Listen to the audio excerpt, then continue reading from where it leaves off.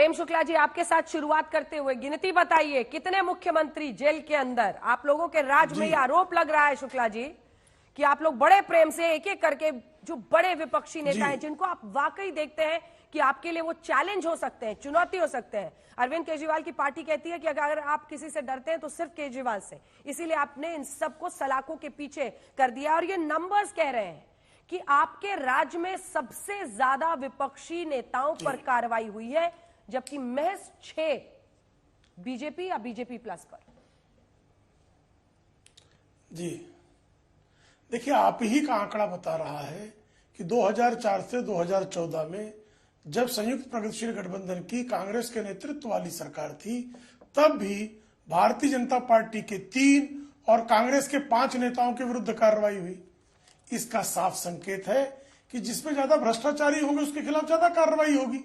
तब भी जो है डीएमके के लोगों के खिलाफ कार्रवाई हुई, तब भी बसपा के खिलाफ कार्रवाई हुई, तब भी टीएमसी के खिलाफ कार्रवाई हुई, जबकि टीएमसी भी जो है वो सपोर्ट में थी यूपीए के। आपको तब भी पता है डीएमके जो है इनका अलायंस पार्टनर था, तब भी बसपा ने बाहर से सपोर्ट किया हुआ था। तब क्यों कार्रवाई हुई?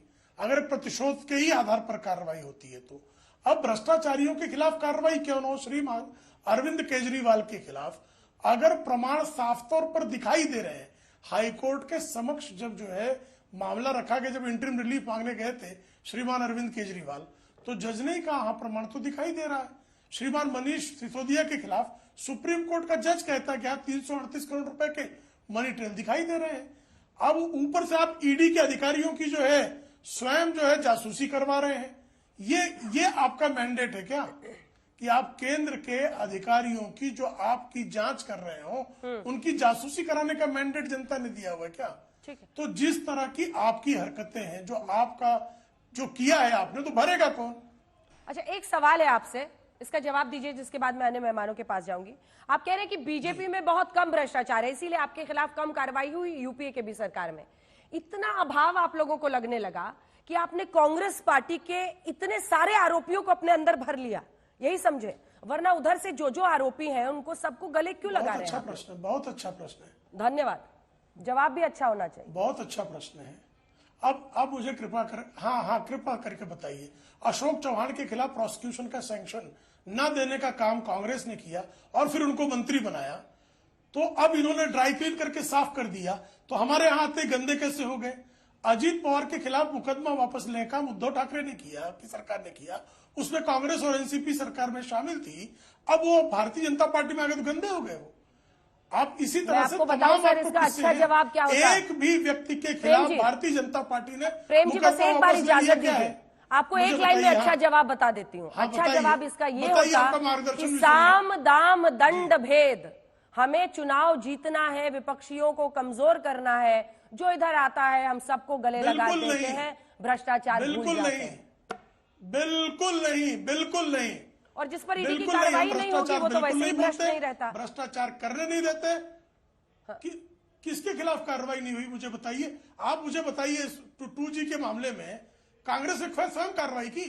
भारतीय जनता पार्टी के कार्यकर्ता नेता सुप्रीम कोर्ट में गए और सुप्रीम कोर्ट से आदेश लाया। कोल मामले में हमने कार्रवाई करवाई, सुप्रीम कोर्ट गए। यहां तक कि पहला सीमेंट घोटाला के खिलाफ भारतीय जनता पार्टी के कार्यकर्ता कोर्ट गए। इनके लिए कोर्ट के दरवाजे बंद है क्या? हमारे खिलाफ सबूत है तो क्यों कोर्ट नहीं चले जाते? क्यों आदेश लेकर नहीं आते? क्यों कार्रवाई नहीं करा देते? क्योंकि कोई सबूत है नहीं, कोई भ्रष्टाचार है नहीं, सिर्फ जो है इनके खोखले आरोप है। और हमने जो कार्रवाइयां कराई, अब श्रीमती सोनिया गांधी के खिलाफ कार्रवाई, भाई डॉक्टर सुब्रमण्यम स्वामी मजिस्ट्रेट कोर्ट से ऑर्डर लेकर आए। नेशनल हेराल्ड के मामले में गबन जो है सिद्ध किया, कोर्ट ने माना, प्राइमा फेसी एविडेंस है। स्वयं कांग्रेस ने मुकदमा लिया था क्या?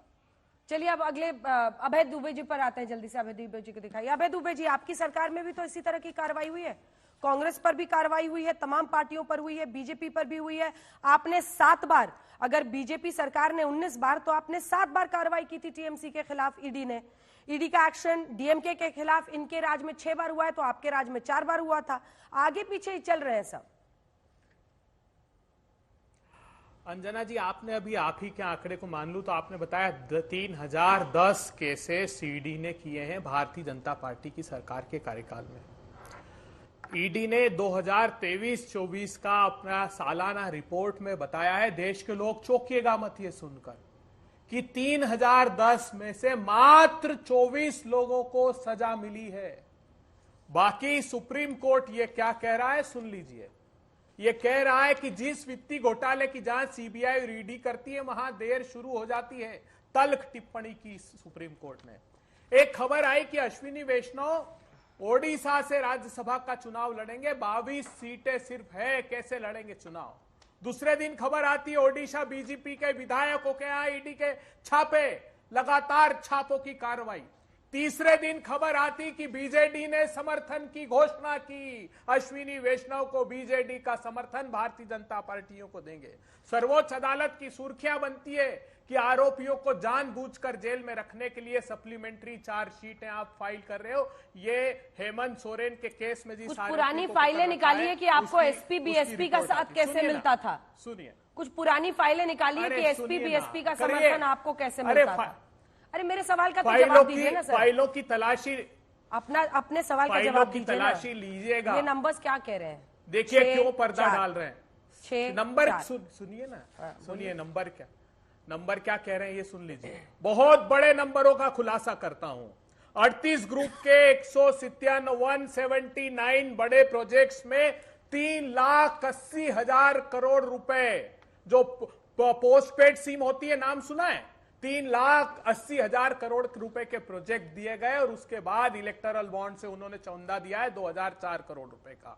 1,32,000 करोड़ रुपए के मोदी सरकार ने प्रोजेक्ट दिए हैं, वो होता है प्रीपेड सिम, मतलब 62,000 करोड़ रुपए के इलेक्टोरल बॉन्ड दिए और उनको धंधा दिया गया। 41 बड़े कारपोरेट ग्रुप्स पर 56 छापे पड़े हैं और उनसे चंदा लिया गया है। 16 शेल कंपनियां पकड़ में आई है जिनसे 419 करोड़ रुपए का चंदा इलेक्टोरल बॉन्ड से भारतीय जनता पार्टी ने लिया है। ये जो कह रहे थे ना जून तक का समय चाहिए, कांग्रेस पार्टी ने 15 सेकंड में उन अकाउंट्स को मैच कर दिया। 15 सेकंड में 5 लाइन के कोड हमारे 2 युवा लोगों ने बनाए हैं पाइथन के, और 10 सेकंड 15 सेकंड में मैच कर दिया जिनसे समय चाह रहे थे। इस इलेक्टोरल बॉन्ड के काले कारनामे पर पर्दा डालने के लिए भारतीय जनता पार्टी ये षड्यंत्र कर रही है। अरविंद केजरीवाल से ये चाहते थे कि इंडिया के गठबंधन दल में नहीं आए।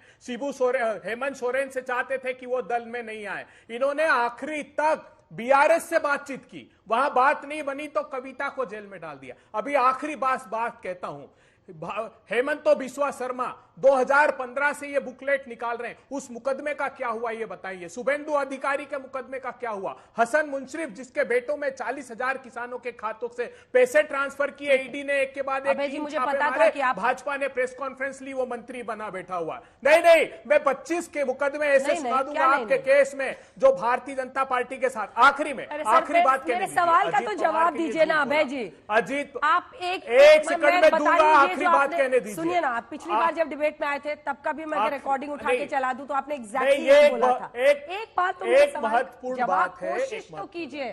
क्या यूपीए के वक्त में, एक बार वो ग्राफिक्स फुल फ्रेम दिखाई, एनडीए वर्सेस यूपीए के टाइम में रेट्स, क्या उस वक्त ईडी जब इन्हीं राजनीतिक पार्टियों पर कार्रवाई करती थी तो वो दुरुपयोग नहीं था और इस वक्त सिर्फ दुरुपयोग हो रहा है?